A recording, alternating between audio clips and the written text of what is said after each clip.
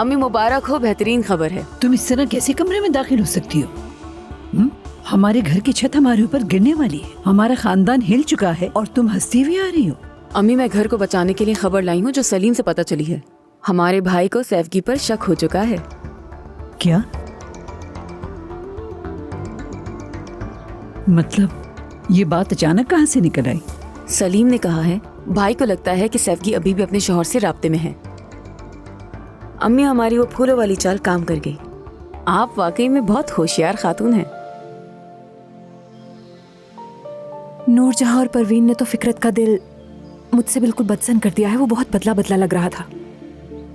नामो निशान मिट जाएगा उनका। बेटी तुमको तो गोकमान के पास भी जाना था ना, गई थी? क्या हुआ? हाँ गई थी मैं, लेकिन दरवाजा उसने नहीं, खानदान ने खोला। अरे वो तो अलग ही बदबख्त है। शुक्र करो तुमने उसे नहीं देखा। तो पता ये चला कि फूल उसने भेजे ही नहीं थे, वो शहर में ही नहीं था। कल आ रहा है वो। तुमने इस पे यकीन कर भी लिया? यकीन तो नहीं है मुझे उस पर, इसीलिए कल दोबारा जाऊंगी। देखा, अब भी कह रही कि दोबारा जाऊंगी।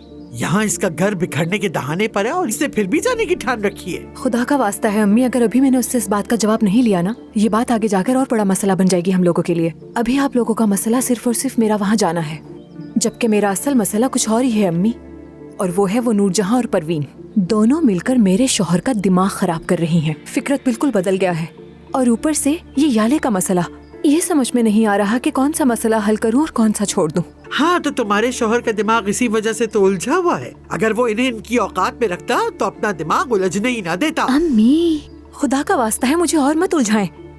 हाँ, कुछ भी सोचने समझने के काबिल नहीं रही हूँ मैं। मुझे आपको ये बात बतानी ही नहीं चाहिए थी, गलती हो गई। तुम खामोश बैठी रहो बेटी।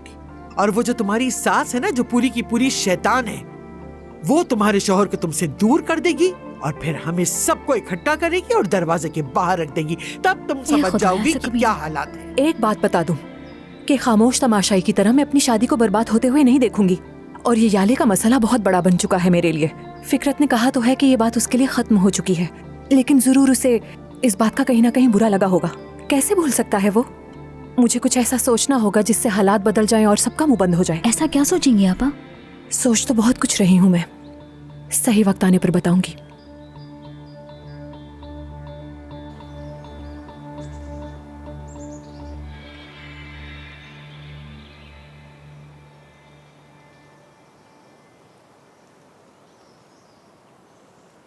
क्या मीरा इंतजार कर रहे थे? ये सब तुमने किया है? ये समझने में तुम्हें देर हो गई थोड़ी। दिमाग खराब हो गया क्या तुम्हारा? हाँ, क्या मिल जाएगा तुम्हें आखिर ये सब कुछ करके? तुमने मेरा दिल दुखाया, मैंने तुम्हारा। हिसाब बराबर हुआ। तो हिसाब बराबर हो गया,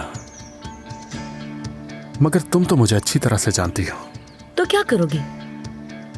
जाके सिमरा को बताओगे मेरे बारे में? ठीक है, लेकिन जब बताने जाओगे तो ये भी बताना कि ये सब कुछ तुम्हारी वजह से हुआ है। और मेरे खिलाफ बोलने से पहले सोचना जरूर। महर, उम्मीद है कि मुझे और हमारे वक्त को नजरअंदाज मत करो, वरना अफसोस होगा।